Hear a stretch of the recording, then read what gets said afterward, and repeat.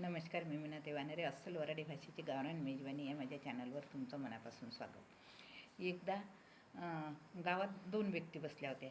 एक खूप शिकलेली होती आणि हुशार होती आणि दुसरा मूर्ख, म्हणजे अशिक्षित आणि नुसतं मूर्ख होता. अशिक्षित तर होता पण दीड शहाणा होता.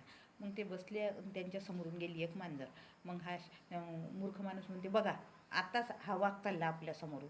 तर मग तो शहाणा माणूस म्हणते, वेडा आहेस का रे, हे तर मांजर आहे. नाही म्हणते, तो वाघ आहे.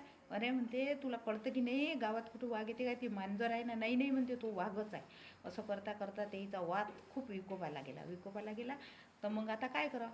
तर मग गेले ते राजाकडे. राजा म्हणे, बा काय म्हणणं आहे तुमचं. तर म्हणे, हा मांजरीला वाघ म्हणतो म्हणे. बरं, तुम्ही कुठं पाहिला. तर गावात पाहिला. मग आणा पकडून.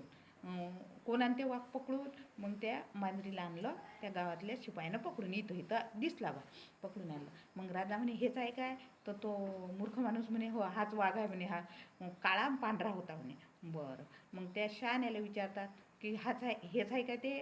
तर म्हणे, तो म्हणे, हो हेच मांजर आहे म्हणे ते. मग राजा म्हणे, असं करा, शिपायाला आदेश देते, या शहाण्या माणसाला 10 दिवस तुरुंगात ठेवा आणि याला 20 फटके मारा चापकाचे.